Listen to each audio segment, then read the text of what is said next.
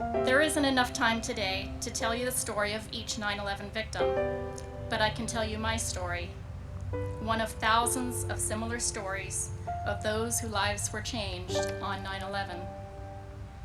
Years from now, the memories of 9/11 will have faded, and the events of a cloudless Tuesday morning will simply be history to adults who have not yet been born. I've wondered what I would tell them. I've wondered how I could make them understand what it felt like to live in America on September 11th.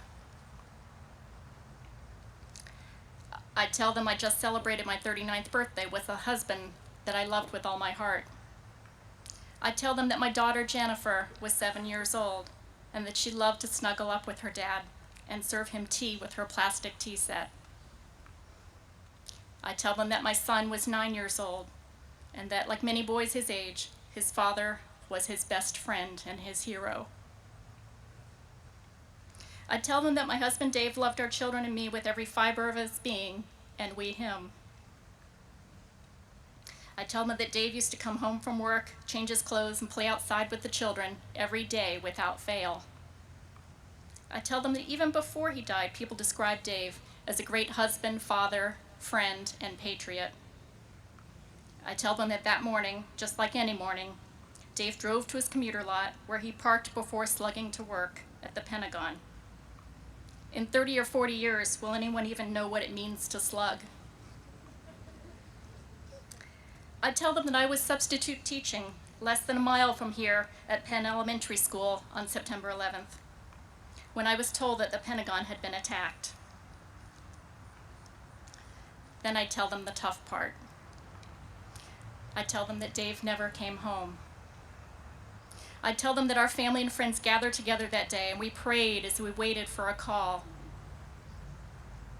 The next day we called hospitals looking for victims of the attacks, hoping to find Dave.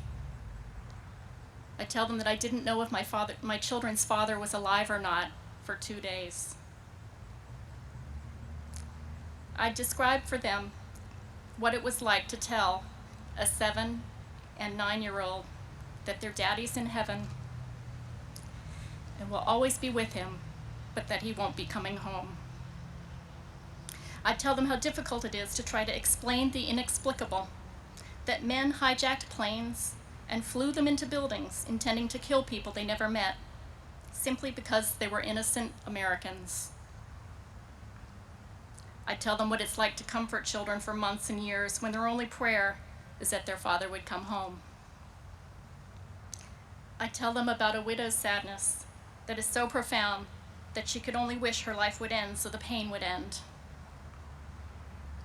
I'd tell them that September 11th, 2001 was a real day when real Americans died and real lives were shattered. I'd tell them that Americans united in their grief. They flew flags, they prayed, and they helped one another.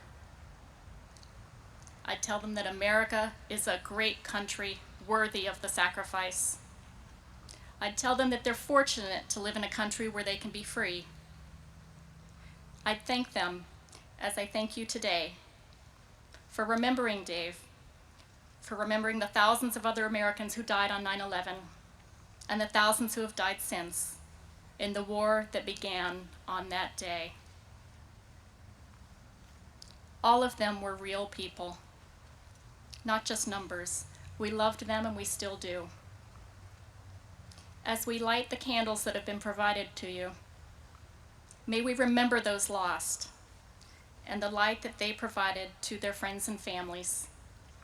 May we continue to let their memories shine and never forget that freedom is not free. Bless you all, and may God bless this great country.